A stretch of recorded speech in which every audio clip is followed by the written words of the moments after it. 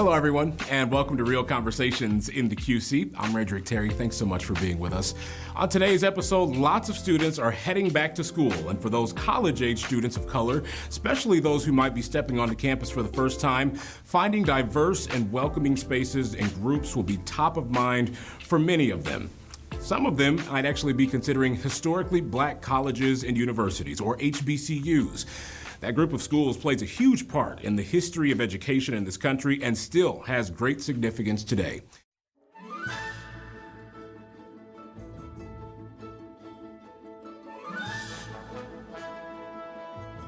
In the landscape of American education, historically black colleges and universities, or HBCUs, hold a significant and transformative role.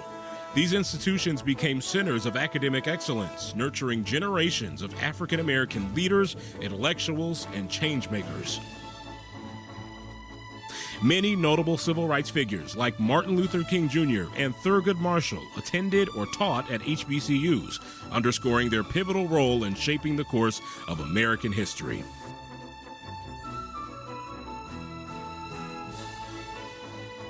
During the Jim Crow era, HBCUs provided a safe haven for African American students seeking education and personal growth amidst a deeply segregated society. These institutions became breeding grounds for social and political activism, fostering a sense of community and empowerment that extended far beyond the classroom.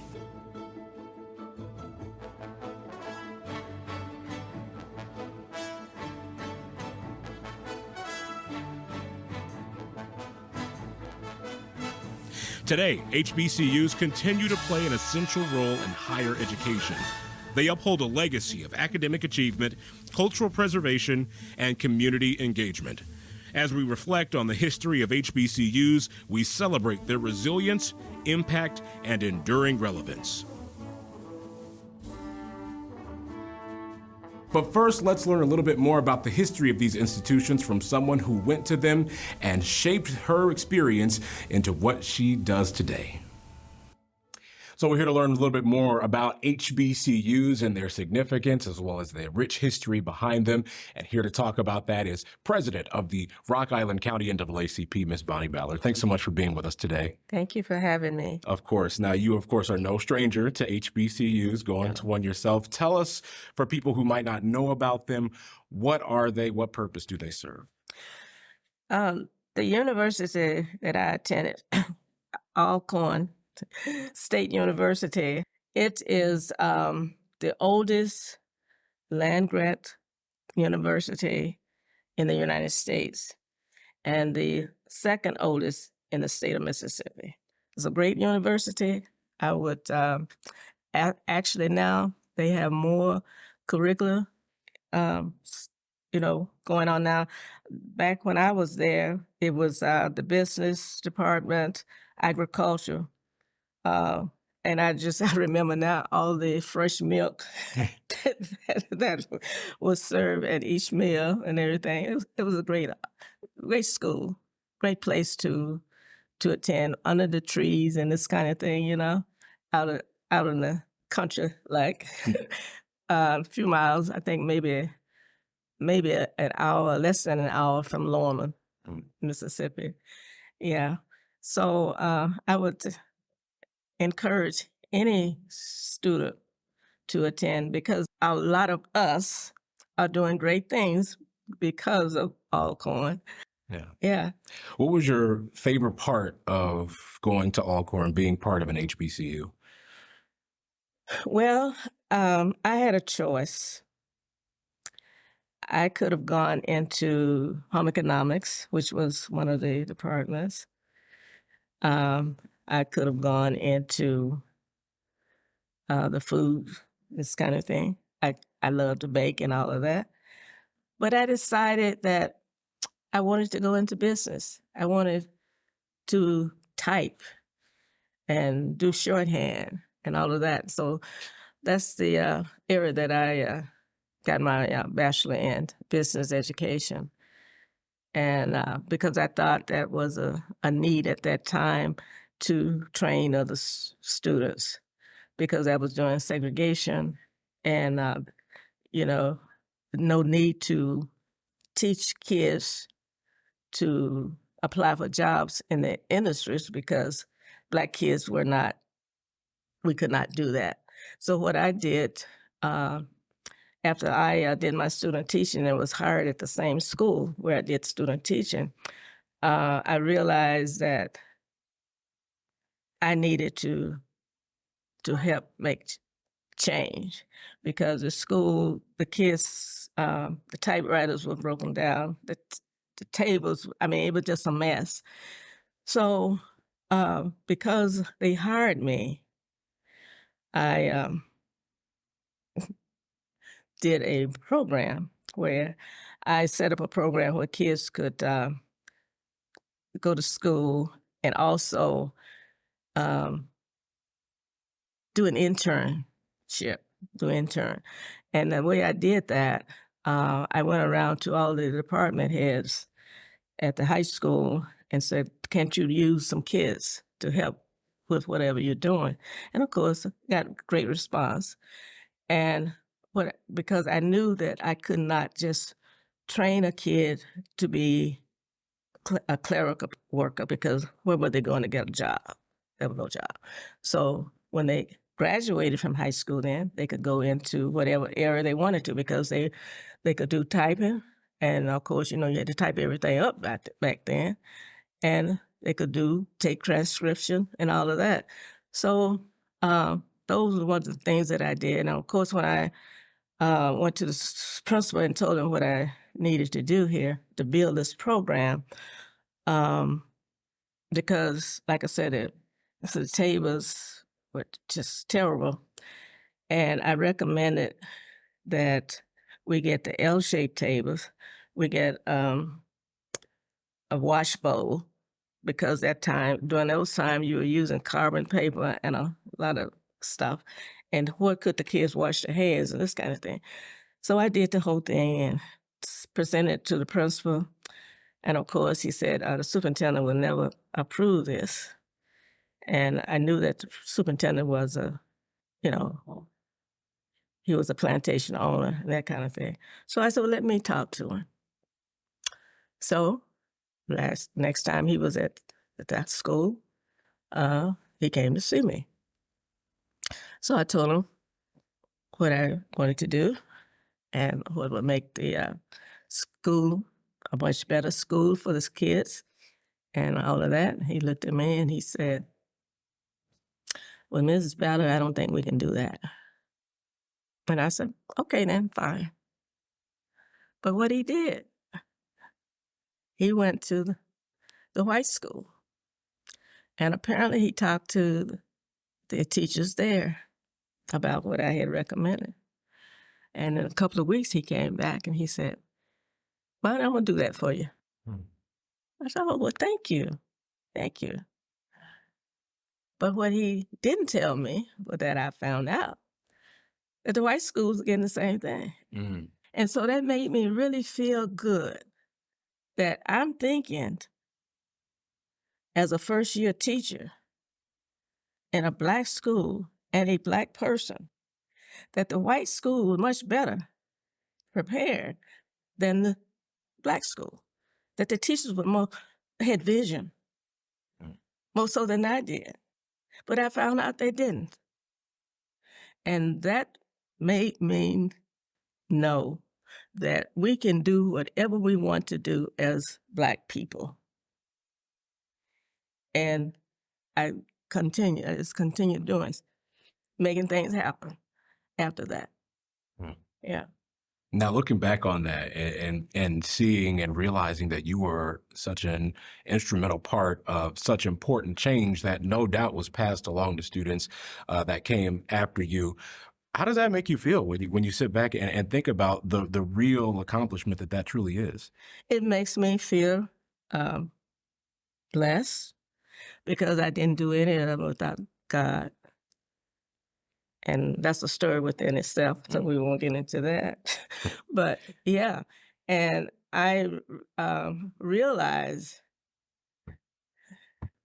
that Black children just as smart as white children. And that's, that's the way I looked at it. Of course, after teaching for, well, at Alcorn, the thing that they told you that after 5 years, you should go back and get more education. And I didn't want to wait for 5 years, so I started looking for a school a couple of years after I graduated and was teaching. And there was no school that would accept me as in business education. So that was because of segregation. So after I couldn't find a school I knew I couldn't find a school in Mississippi. So I found a school out in Gunnison, Colorado. And I went out there for, I think it was 6 weeks or 8 weeks. And I found out that, well, what happened was I was sitting in the front row, and this young lady, white girl, teacher from Alabama, was sitting behind me. And, I just like people, I don't care. So she kicked my purse over, and I thought it was an accident. So she kicked it over again. And the instructor looked at me, and he looked at her. And I guess he became so angry. He said, okay, I'm stopping this class right now. And I'm divided into 2 groups. Bonnie Ballard, I want you to be the moderator of that group. And I was just so shocked. I don't know who he another group. But I knew I had to get myself, make sure I had my stuff together. So the next morning, I moderated my group, and this young lady, bless her heart, she came up to me and she said, "How did you learn to do that?" And I looked at her and I smiled. And that's all I did. I didn't say a word. But what she did for me, she told me that I needed to go back to Mississippi and register at Delta State University, who was all white school, that was maybe 10 minutes from my house. I would never spend another dime going out of Mississippi for an education. And of course, I got my master's. And I got a call. Rock Island Public School System. They needed a Black counselor that had a master's degree. My sister was working in the area, in the system. So Mr. Austin said to her, "Annie, know anybody that got a master's degree, a Black person got a master's degree in guidance and counseling?" And she said, "Yeah, my sister just graduated from Delta State University." And he said, "You think she'll come?" She said, "I don't know. I can give you her telephone number." And she did, and he called me. The class that I was, as a counselor, called a career orientation program. And all these kids that were in the class, he told me, that had learning disabilities. And of course, what I met with those kids the first day, I knew they didn't have no learning disabilities. They were just bad kids. And what was happening was the teachers pretended what they were real not. They were afraid of them. And the kids knew this, and so they acted out, And so I said, let me test these kids. And I tested them. And the school went out the window. So, I said, Mr. Austin, these kids don't have no learning disability. I said, I'm going to write a program. And I wrote a career orientation program for the 4 high school, junior high schools in the system. And some of those kids now are proud of them. They teachers and lawyers and all of that. Absolutely. Yeah. And all of that, all of those experiences started with you going to an HBCU. Tell me, in your estimation, How do you think going to an HBCU really set you up for all the success you had and continue to have in your career? Well, well, like I said, this was during segregation when and at that time, it was a collective effort to ensure that Black people were successful because, we had been told that we can't do what the white folks do. We're not good enough. We're not intelligent enough. All these negative things, and so you work to show that you're just as good as they are, better. And I, I was a young teacher, and the Black teachers who were working there, well, apparently, they had this fear, and so I broke the ice. Hey, I know who I report to. I know who owns me. And he said in his word that he would take care of me. I have, my faith is really rooted in God. And so I just had, I never had fear. Because when I was a little girl, growing up, the Ku Klux Klan would pass the house with these white sheets and stuff over. And I was a 4-H club. Was in the 4-H club, and I had turkeys. That was one of my projects, turkeys.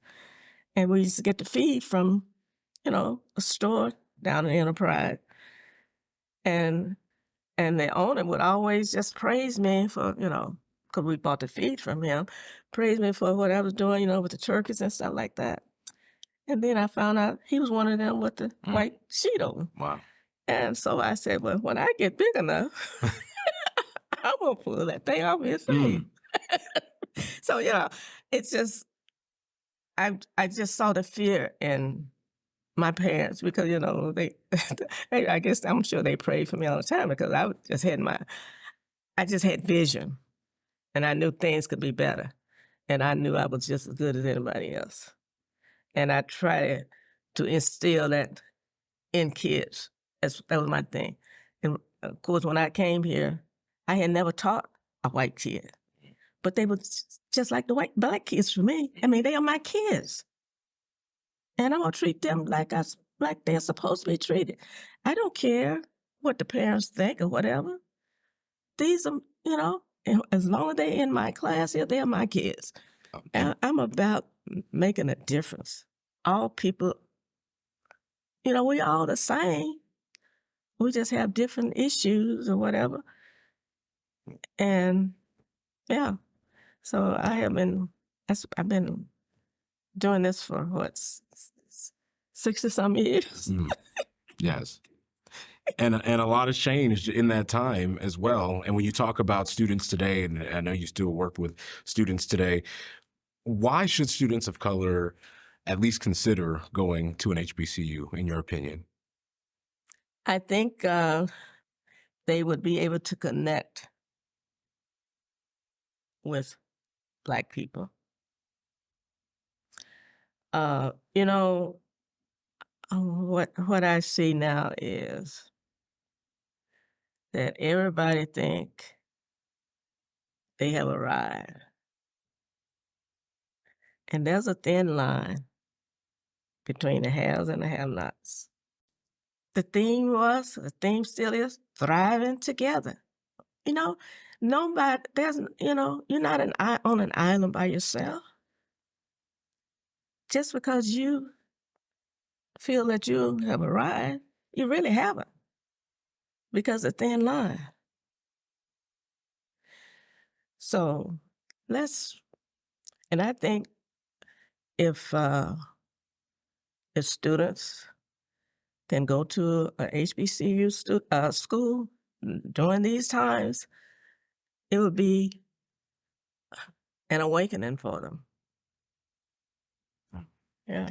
So for students, and especially here in the Quad Cities, when you think about HBCUs, most of these are situated more southern, more Mhm. southeastern, not very close to the Quad Cities area. What's the best way, in your estimation, for students around here to learn more about the opportunities and the possibilities that they have should they choose to go to an HBCU?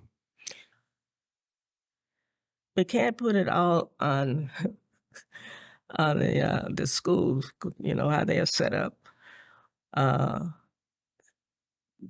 we fought what couple of years, well, 4 or 5 years, when I came back from Germany, because they were taking the Black History studies or whatever out of the school, out of Rock Island High School. But that's back then, back in, and um, we don't. Sometimes Black people don't like to talk about what happened years ago. It took somebody to say, "Oh, we can do better." But if everybody's thinking the same, "Oh, I'm satisfied," "I'm satisfied." You can't be satisfied, because you're gonna be back. Yeah. So Mm, mm. it's it hurts my heart. It really does. And like I said, partnership, um, relationship, that's what it's all about. Relationship. Mm. Oh, Very important indeed.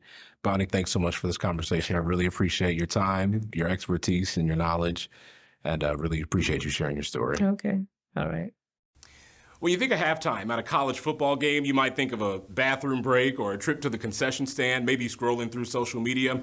That's not the case, though, at most HBCUs. Once the football players leave the field, a whole new performance takes over. We're talking about the marching bands, putting on shows that are some of the biggest, boldest, and most performative that you'll ever see.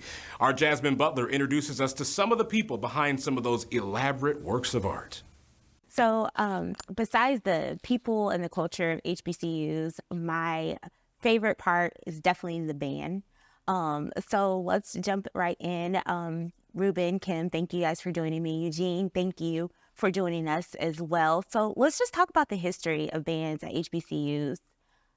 Well, most of it has started from the Big Ten Conference, like schools like Michigan State, University of Michigan, Purdue, schools who still kind of do the high step style.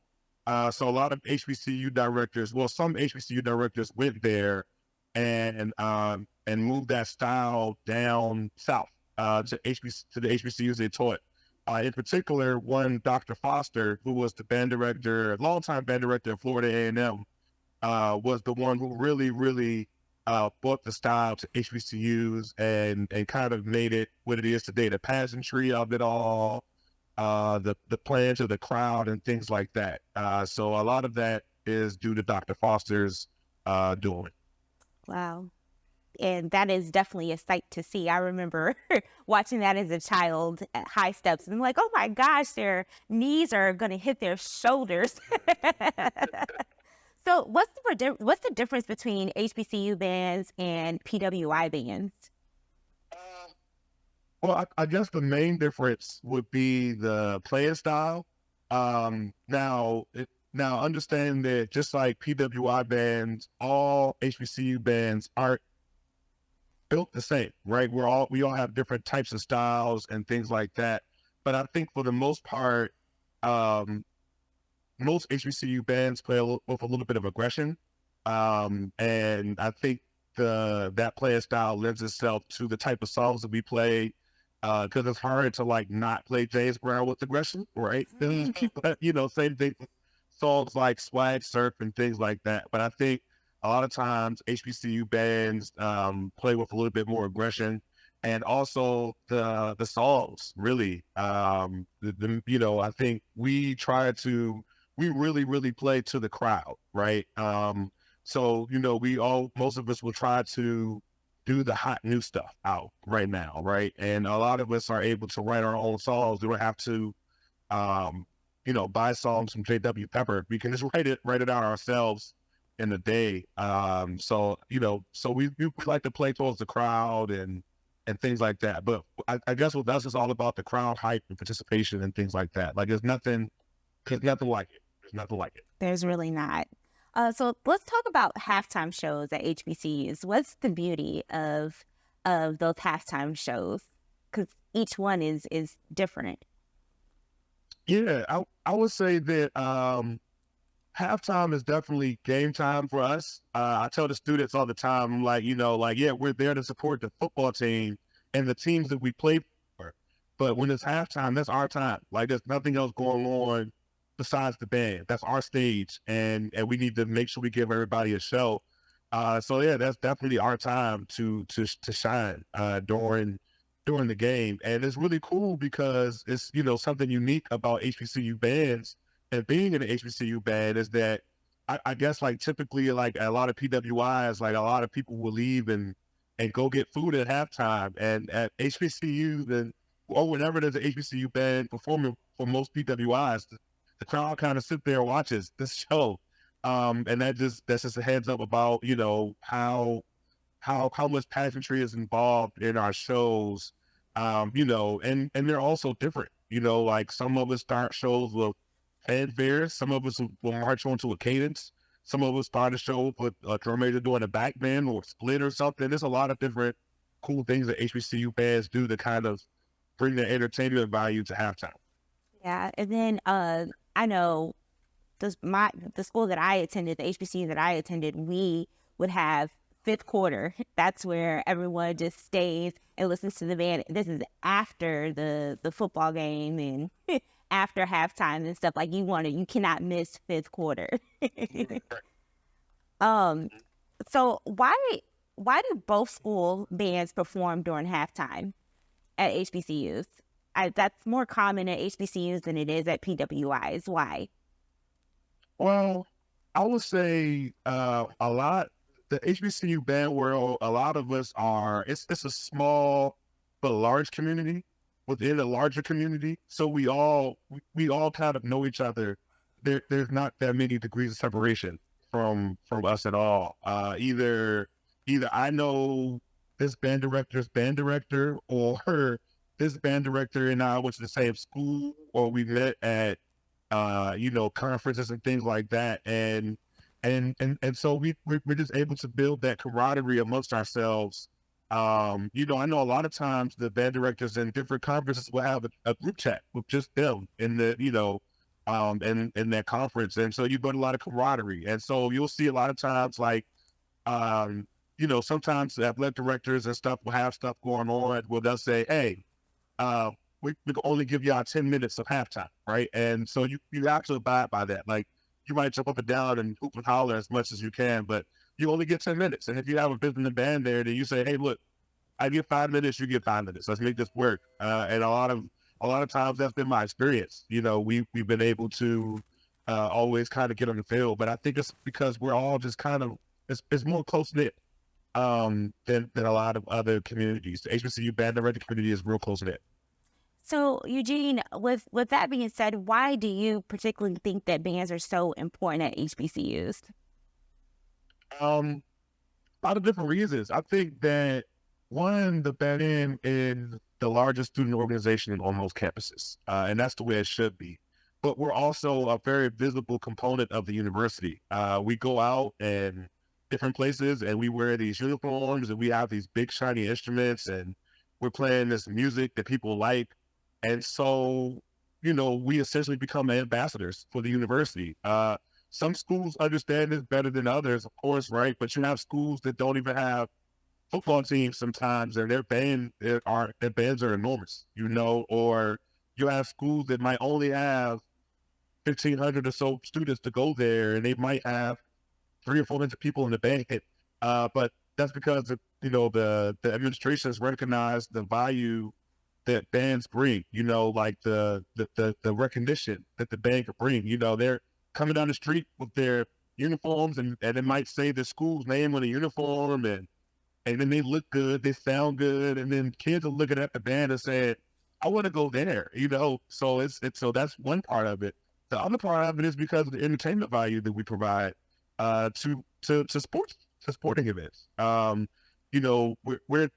there. Like a lot of times, like some schools will have DJs and stuff like that, but a lot of times the students and the people at the games want to hear the band. They want to hear the band play and see what the band has to offer, and that's a big thing. And I think the final component of that is that a lot of times the band is the first thing you hear when you arrive on campus, and it's also the last thing you hear when you graduate. The band is there for your graduation, and the band is usually there for like your orientation and things like that. So it becomes a large part of the school community in a lot of different ways. Yeah. And it also ties into our culture as well, because we love music, so that's a big part of it as well, if I have to add something. So we're doing something very fun and exciting in the Quad Cities, and Ruben and Kim, along with Lincoln University Band. So let's talk about Band Spectacular, the Quad Cities featuring Lincoln University. So we'll have Ruben and Kim chime in with us on that. Well, can you hear me? Yeah. Well, I think, like Eugene was saying, I think the fun of this whole thing, this has never been seen in a Quad City like this. I mean, a lot of people are seeing HBCs on TV and in movies, but they're going to actually have one in the Quad City. And I expect them to come and show out, because that's what they do. You know what I mean? So I think it's going to be good for the community and for the city, the whole Quad Cities. This is a Quad City event with the help of the Delport school system, but this is going to be a lot of fun. So, Eugene, what can we expect to hear and see from Lincoln? I know you probably don't want to showcase and tell us your show and stuff right now, but what can we expect for especially some people? We have students who have never seen anything like this before. And as a Davenport native, I graduated from North High School, and I was a member of the band there, and we did military. That's how we marched, military style. So what can they expect to see, these students? An entertaining show. That's what I preach to the band. Just entertaining from the beginning to the end. I think a lot of I encourage everybody to be a performer.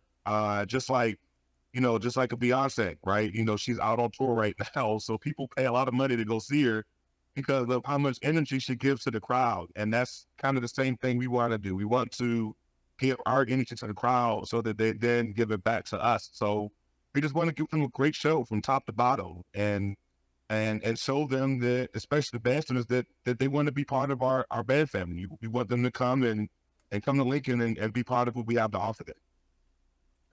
Kim, do you want to add anything? Well, one thing I think is important too is myself, I didn't really know that much about HBCUs. I mean, I knew of them, and I've seen band performances like in movies and that sort of thing. But when I started looking into the history, and I was embarrassed that I didn't know more about them. I should have known more about them, and everybody in our community should know more about them, because it's a piece of our country's educational history, and I think it's important for everybody to understand that. So what a great way to showcase HBCUs, through the marching band, because music brings everybody together.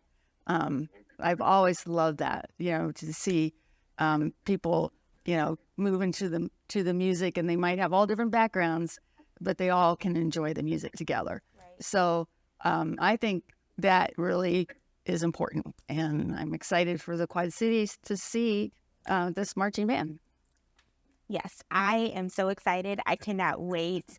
Thank you all for joining Real Conversations today. Eugene, we are looking forward to seeing Lincoln University march here in the Quad Cities, and for Band Spectacular. And when is that again? It's October the 10th. October 10th. Yes, so we are ecstatic. We cannot wait. Again, thank you all so much for joining in on Real Conversations. Eugene, thank you. Thank you. Thanks for having us. Now, most HBCU campuses are far away from the Quad Cities, so that undoubtedly impacts the knowledge of them when it comes to our students here. Our Evan Denton shows us how people are working to give students here in the QCA a better idea of some of the options they have.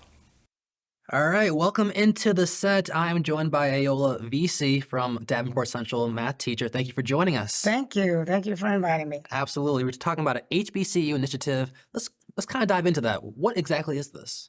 Well, it's a program that I started with the 100 Black Men in QC United. We got together. My group is called Inspire Next. It's a nonprofit. And we all decided we wanted to find some kind of way to introduce HBCUs to the Quad Cities. And we have a bunch of different ways we wanted to do that. We were inviting kids on trips to local HBCUs or close HBCUs, and we're trying to invite them here. So we took the kids to Howard University a couple of years ago. We took them to Harris-Stowe University in Missouri last year. And next year, we're planning on taking a group with us to Prairie View in Texas. So that's some of the ways we're introducing the kids in the Quad Cities to an HBCU. All over the country, it sounds like. Yes. We just need money. What has been the reaction of students to these trips? They love it. Like I was saying earlier that the reason why we went to Howard University is some kids came up to me because I'm also in charge of the Cultural Diversity Club, and we were going to visit Washington, D.C., and they just said it would be a dream to go to Howard, and because they'd never been to a historical Black college. And some kids never even heard of Howard and what made it such a significant place. So I thought that was great to not only promote the culture, but also just show how these schools are amazing and that there's another option for children if they never heard of it before. So we went that way. And after that, it kind of stuck that every time we went on a trip, we were going to make sure we visit a historical Black college so kids know what's available and see some more representation. And HBCUs have been around since the 1800s. Did it kind of shock you when students said, I have no idea what Howard is? It does a little bit. I mean, the vice president helped us out a little bit, putting more of a spotlight on it. But I can admit, when I didn't know about historical Black colleges till I used to watch A Different World.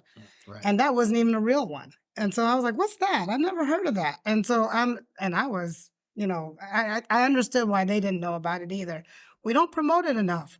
So I think it's great to kind of share, let people have another opportunity, another choice.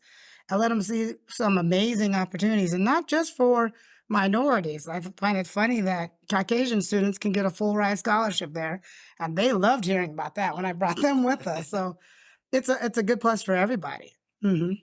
So let's talk a little bit about the importance of giving these students opportunity to see another example of higher learning opportunities.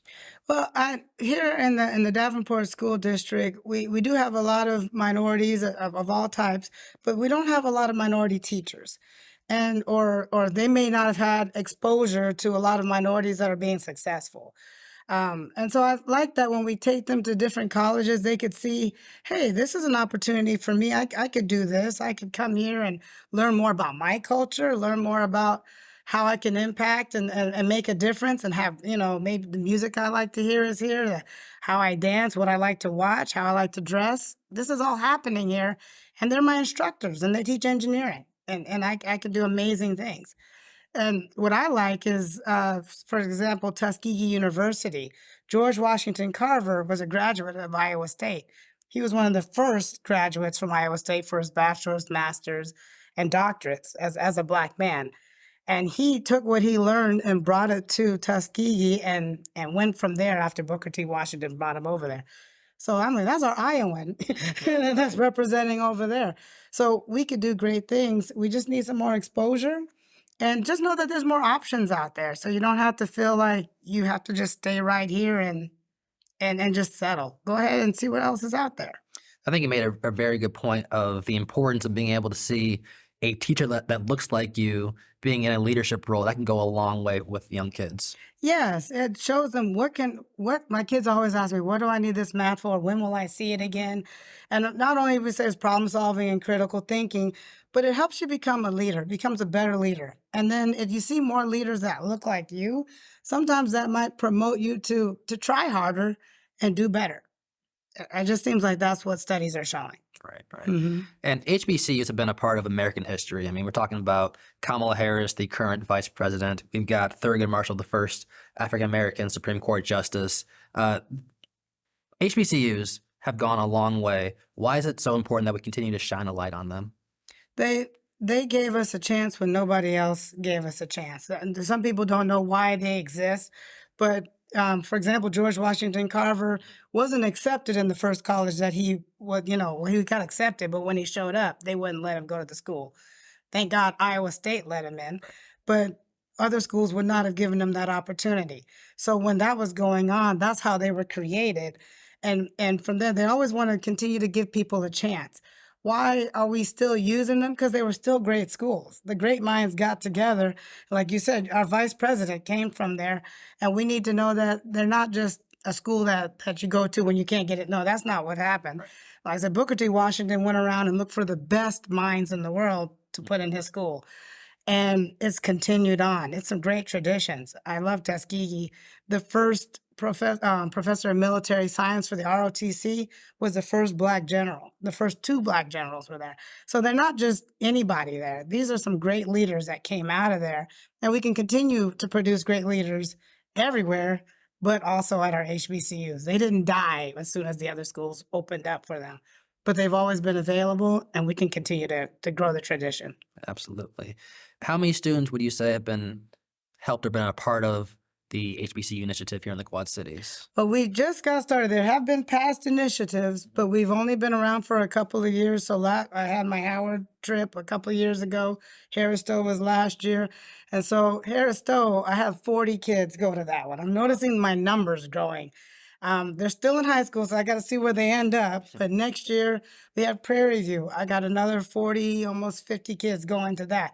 So I'm noticing that we're getting larger and larger groups. And this is available to anybody in the Quad Cities. If they're interested, they can go to my website, inspirenext22.com, if they're interested in going with us. But right now, we're still in the beginning stages, but I'm excited to see that there's a big interest, and hopefully I think it'll impact the classroom. It'll impact how they do at school, because they see why they need to do well, what they can do once we get out of the high school area. Where do you want to see this HBCU initiative grow over the next 5 years? I definitely want it to become a rotation where not only are the kids going to HBCUs, we have HBCUs coming to visit us in the Quad Cities. Some kids don't even realize that, say, Harris Stowe and Lincoln University have full ride scholarships, and then they don't have to pay the same amount. They get in-state tuition because they're a border state. Things that nobody knows about. So my goal is not just us going to them, they're coming to us.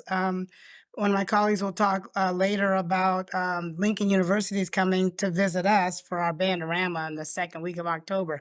I want them to keep coming here so that everybody can commonly know what HBCUs are, know where they're at, know what they're offering, and know it's available to anybody who wants to come. So that's my goal. Well, it just becomes a thing like everything, Iowa State, everything. They know that this is a great school we can also consider. So that's my goal. And there's a big debate, around HBCUs. Is it which is the real HU? Is it Hampton or is it Howard? Do you have a thought on that? I haven't been to Hampton yet, so Okay. I might need to save my name. But I really did like Howard, and I should have brought my sweatshirt. I do like Howard right now, but someone needs to send me to Hampton so I can make a better decision. Well, thank you for joining us here on the set. We'll be right back. Appreciate it. As students start to head back to class, our friends at the Lincoln Center are getting ready to celebrate. For the details, here's Kothi Adams. Oh, welcome. Thanks for joining us. I'm joined here today with Tracy Singleton, Executive Director at the Lincoln Center. Thanks for being with us today. Thank you for having me. Oh, absolutely. So we're here to talk about the Lincoln Center Back to School Block Party. So this is the third year, correct? Right. It's our third year, and every year it gets bigger and bigger. So Sure. we just get more and more excited about it. But for us, the ultimate goal is to be there for the families that live in the neighborhood of where the Lincoln Center resides. Sure. We do have a sense of responsibility to them as a community center to make sure that we're helping them get all the tools they need to have a Right. successful school year for their students. Right. And that's awesome. That's a great purpose, you know, and it's exciting that it gets bigger every year. Right. So what are some of those resources that you guys have? We reach out to a lot of our community partners and other agencies in the Quad Cities to come and share their resources with the families so that the families are aware of what's available, when it's available, Sure. how much it may cost, or even if there's a cost at all. I think a lot of times different organizations and agencies have the right intention, but you have to be intentional. Sure. You can be accessible and understand, like, we offer all this, you know, but you have to be intentional on letting specific communities know about those things. Absolutely. So that's what we hope to have. We usually get anywhere between 15 to 20 agencies that are there that are just sharing their information about what they can offer to the families in our community. Awesome. Awesome. I love that. So what are some of the things that are new this year? I know we said it gets bigger and bigger. Yeah, so this year I'm just super excited. For one, we have partnered with the Scott County Health Department. Sure. So we'll be hosting a community baby shower on awesome. that same day. So this is for moms who are pregnant or new moms. I believe they're up to about 20 agencies that That's will be there providing information on what you need to be a new mom or information for babies. There's going to be some giveaways. And we're actually doing maternity photo shoots as well. So that will be taking place at the same time. And then we have the Jesse White tumblers coming from Chicago. Jesse White is now retired. He was Secretary of State for the state of Illinois. But the tumblers have been around since, I believe, the 50s. Sure. And so they'll be here doing 2 performances that day and hopefully bringing a big crowd out to cheer them on. Yeah, that'll be awesome. So what would you say, you know, are some of those different goals, you know, aside from being, you know, available, the responsibility we have to the community to letting them know? What are some of the goals of the Lincoln Center? I think the main goal for us is that we do connect them Sure.